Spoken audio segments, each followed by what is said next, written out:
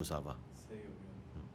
اچھا علی بھائی، اکثر ہم دیکھتے ہیں کہ وومن رائٹس کے اوپر اکثر خواتین جو ہیں وہ بہت ایکٹیو ہیں، اور شاید ان کا کوئی ڈے بھی بنایا جاتا ہے، اور وومن مارچ 8 مارچ اور وومن مارچ بھی ہوتا ہے، اور بڑے لوگ اس کے اوپر جو ہے نا اعتراض کرتے ہیں کہ یہ کافرانہ ہے وغیرہ وغیرہ. تو ایک مسلمان جو ہے وہ اس کو کیسے دیکھنا چاہیے؟ کیا یہ صحیح عورتیں آواز اٹھاتی ہیں یا پھر یہ ایک فتنہ ہے؟ دیکھیں، یہ پوری ایک ڈاکٹرن ہے جس کو سمجھنا ضروری ہے. میں سب سے زیادہ وومن رائٹس میں بلیو رکھنے والا ہوں. میں سمجھتا ہوں کہ سب کانٹیننٹ میں عورتوں کے اوپر بہت ظلم ہوتے ہیں، باوجود اس کے کہ بعض معاملات میں یہاں کی عورتیں زیادہ سکھی ہیں ایز کمپیئر ٹو یورپ اور امریکہ کے، کیونکہ یورپ اور امریکہ میں عورت کو کموڈٹی بنا کے پیش کیا گیا. یہاں سب کانٹیننٹ میں عورت کی عزت تو ہے نا. یقین کریں، اللہ سے خوف آتا ہے. ہمارے معاشرے کے اندر بچیوں سے لوگ زیادہ پیار کرتے ہیں بچوں کی نسبت. لوگ تو کہتے ہیں ہندوانہ معاشرہ ہے، وہ شاید بے دین قسم کے ہمارے آباء و اجداد جو گاؤں ایریا کے رہنے والے اجڑ تھے وہ کرتے تھے، لیکن ہمارے جیسے جو پڑھے لکھے لوگ ہیں وہ بچیوں کو زیادہ رسپیکٹ دیتے ہیں بچوں کی نسبت.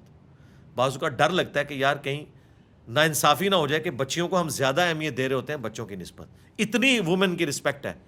شادی کے بعد بھی پڑھا لکھا طبقہ، میرے تو ایٹ لیسٹ سارے اسٹوڈنٹس ران مرید ہیں سمیت میرے، ٹھیک ہے، اس اعتبار سے جو آپ ران مرید کہتے ہیں ہم تو اسے اپنا فخر سمجھتے ہیں. نبی علیہ السلام گھر میں آتے تھے، اما عائشہ سے پوچھا گیا کیا کرتے تھے، فرمایا گھر کے کام کاج میں مصروف ہو جاتے تھے. ٹھیک ہے، نبی علیہ السلام نے تو یعنی ہیومن ڈگنیٹی میں عورتوں کو بعض اوقات زیادہ مرتبہ دے دیا ہے. بخاری مسلم میں حدیث ہے سب سے زیادہ حق پوچھا گیا، فرمایا تیری ماں، دوسری بار تیری ماں، تیری ماں، چوتھی دفعہ باپ کا ذکر کیا. ہیومن ڈگنیٹی میں بعض اوقات عورت کا مرتبہ مرد سے بھی زیادہ ہو جاتا ہے. عورت جیسے جیسے بوڑھی ہوتی ہے یہاں پہ رسپیکٹ اس کی بڑھ جاتی ہے. لیکن یہ بھی ایک المیہ ہے، اسی معاشرے میں ایسے ظالم قسم کے خامند، ظالم قسم کے باپ موجود ہیں جو عورتوں کے ساتھ جانوروں والا سلوک کرتے ہیں. اب ان عورتوں کی سنوائی کہاں پہ ہو رہی ہے؟ کوئی سنوائی نہیں ہوتی، غیرت کے نام پہ قتل ہو جاتی ہیں. کسی جوڈیشری میں ان کو حق نہیں دلایا جاتا، جوڈیشری حق دلا بھی دے تب بھی ان کو مار دیا جاتا ہے بعد میں. تو اس طرح کے معاملات بھی چل رہے ہیں. پھر اگر عورت بیوہ ہو جائے جوانی میں اور اس کا کوئی بہن بھائی نہ ہو، اسے عدالت کے چکر لگانے پڑیں، وکیل ان کو ڈورے ڈال رہے ہوتے ہیں. یہاں آ کے مجھے یعنی پاکستان لیول کے ایک موٹیویشنل سپیکر ہے، میں ان کا نام نہیں لیتا کیونکہ انہوں نے یہاں پہ دورہ بھی ایک خفیہ کیا تھا، وہ ایک ہی ہیں اس وقت بڑے، وہ آپ کو پتہ چل جائے گا میں کن کی بات کر رہا ہوں. تو وہ پارٹ ٹائم جو ہے نا، وہ ایک ایکس چیف جسٹس ہیں، ہمارے جیلم شہر سے ہی تھے وہ، لاہور ہائی کورٹ کے. تو ریٹائرمنٹ کے بعد انہوں نے یہ نیکی کا کام سنبھالا ہے کہ جو میاں بیوی کے جھگڑے ہوتے ہیں نا، وہ پھر عدالتوں میں تو ہوتے ہی نہیں سیٹل. وہ جان بوجھ کے وہ جب وکیل وکالت نامہ بھرواتے ہیں نا اور شکایت نامہ، اس میں وہ 4-5 چیزیں ویسے ہی ڈال دیتے ہیں کہ نشہ کرتا ہے، مارتا تھا. وہ عورت بیچاری نے اینڈ پہ سائن کرنے ہوتے ہیں، اس کو پتہ ہی نہیں ہوتا، لیکن وہ وکیل سمجھتا ہے کہ تیرا کیس مضبوط کرنے کے لیے یہ الزام بھی لگا.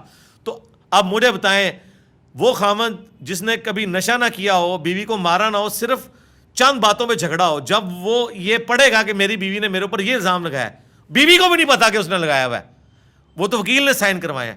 تو اگر کوئی پیچ اپ ہونا بھی تھا تو اب نہ ہوا، تو وہ پھر پارٹ ٹائم نہ اس طرح کے معاملات لے کے چل. انہوں نے مجھے بتایا کہ یار یہ تو ایک بہت بڑا بزنس بنا ہوا ہے کہ جو نوجوان جج ہیں وہ اس طرح کی جوان عورتوں کو ایکسپلائٹ کرتے ہیں کیس جتانے کے لیے، اپنے کمروں میں بلاتے ہیں. میں نے کہا یار لعنت ہے ایسے ججوں کے اوپر جو ایسی کرسیوں کے اوپر بیٹھے ہوئے ہیں، ان کو پتہ ہی نہیں ان کے ساتھ کیا ہونے والا ہے. ایک لمحے کے لیے تصور کریں کہ یہ عورت آپ کی بہن یا ماں یا بیٹی ہوتی تو آپ کا یہ ایٹیچیوڈ ہوتا جو آپ یہ حرکتیں کر رہے ہیں. تو اس اعتبار سے یہ سارے سینیریو میں دیکھیں تو عورت کے حق کے لیے کون آواز اٹھا رہا ہے؟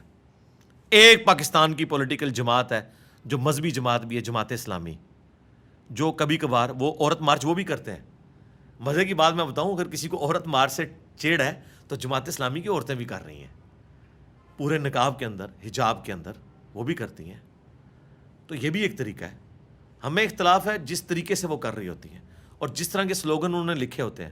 بعض تو لکھے ہوتے ہیں، بعض ایڈوب فوٹو شاپ میں انہیں بدنام کرنے کے لیے بنائے جاتے ہیں، وہ غلط ہے. باقی وومن رائٹس کے اوپر بات ہونی چاہیے. اگر ہماری عدالتوں نے انصاف دیا ہوتا, ہمارے اداروں نے انصاف دیا ہوتا, ہمارے پولیٹیکل گورنمنٹس نے عورتوں کو حقوق دیے ہوتے, تو یہ سب کچھ نہ ہوتا. یہ صرف اس لیے نہیں ہو رہا کہ ان عورتوں کو نکلنے کا شوق ہے, چاند ایک شوقیہ بھی نکلتی ہوں گی, لیکن حقیقت بات یہ ہے کہ اس وقت سول سوسائٹی میں وہ جرأت ہے جو ہمارے مذہبی طبقے میں بھی نہیں ہے. سارا مذہبی طبقہ مل کے ایک آسمہ جہانگیر نہیں پیدا کر سکا پاکستان کی ہسٹری میں.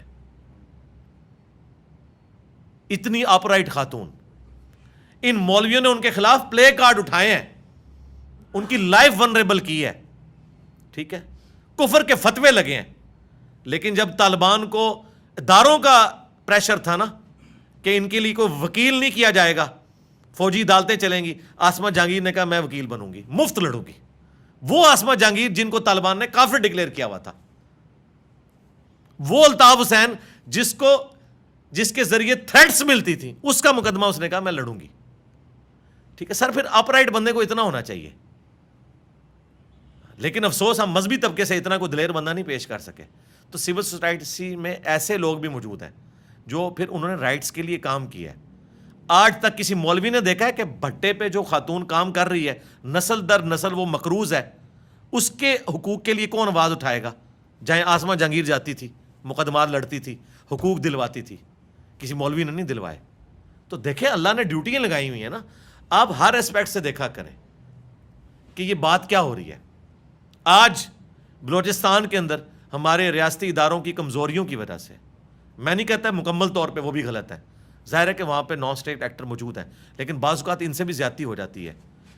ٹھیک ہے, عام بلوچ جو اسٹوڈنٹس ہیں ان کو بھی جو ہے وہ دھر لیا جاتا ہے, بعض اوقات انکوائری کے بعد چھوڑ بھی دیتے ہیں, لیکن ان کی تو آپ لائف ونریبل کر دیتے ہیں نا, اس حوالے سے دھبا تو لگ جاتا ہے. ان کے حقوق کے لیے ایک عورت آواز اٹھا رہی, ایمان مزاری, کسی مرد میں تو جرأت نہیں ہوئی ہے. تو پھر یہ بھی چیزیں دیکھنے کی ضرورت ہے کہ یہ کیا ہو رہا ہے. ٹھیک ہے. اچھا علی بھائی, ایک کوشچن جو ہے وہ بہت کامن ہے, اکثر لوگ جو ہیں وہ مجھ سے بھی پوچھتے ہیں اور مشہور بھی بہت ہے, کہ اللہ تعالیٰ نے جب تقدیر انسان کی پہلے سے لکھ دی ہے تو پھر تو ہر بندے کے پاس جسٹیفیکیشن آ گئی ہے, وہ کوئی غلط عمل بھی کرے گا بولے گا اللہ کی مرضی تھی, تقدیر یہی تھی.